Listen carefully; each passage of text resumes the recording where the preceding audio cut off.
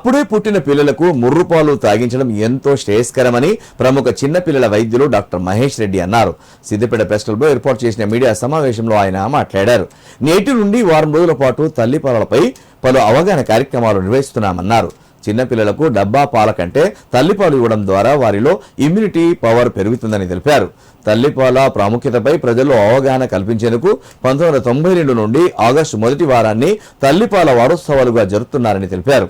అందులో భాగంగానే ఈ వారంలో తల్లిపాల వారోత్సవాలు నిర్వహిస్తున్నట్లు పేర్కొన్నారు. ఈ కార్యక్రమంలో భాగంగా పట్టణంలోని పాఠశాలలో తల్లిపాల వినియోగంపై అవగాహన కార్యక్రమాలను నిర్వహిస్తామని తెలిపారు. ప్రతి ఒక్కరూ పిల్లలకు తల్లిపాలు మాత్రమే ఇవ్వాలని సూచించారు. దాన్ని బలోపేతం చేద్దాం, దాన్ని ప్రతి తల్లికి చేరవేద్దాం. ఆ పద్ధతులు ఏంటి? పుట్టంగానే 1 అవర్ లోపే మనం తల్లిపాలు బేబీకి తాగుపీయడం కానీ, తల్లిపాలు మాత్రమే 6 మంత్స్ వరకు తాగుపీయాలని వాళ్ళకు సూచన చేయడం కానీ, తల్లిపాల వల్ల మనకు తెలిసింది రోగ నిరోధక శక్తి రావడం కానీ, వాళ్ళకి పోషణ కానీ, వాళ్ళకి అన్ని విధాలుగా, ఎందుకంటే A to Z వాళ్ళకి ఇమ్యూనిటీ కానీ, వాళ్ళకు కావాల్సిన డే టు డే నీడ్స్ అన్నీ కూడా ఫుల్ఫిల్ అవుతాయని మన అందరికీ తెలిసిందే.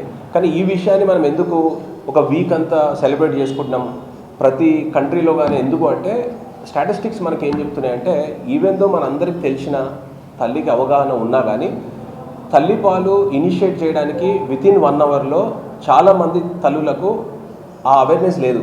సో స్టాటిస్టిక్స్ ఏం చెప్తున్నాయంటే ఓన్లీ 50% తల్లులే వితిన్ 1 అవర్లో తల్లిపాలు తాగిపిస్తున్నారు.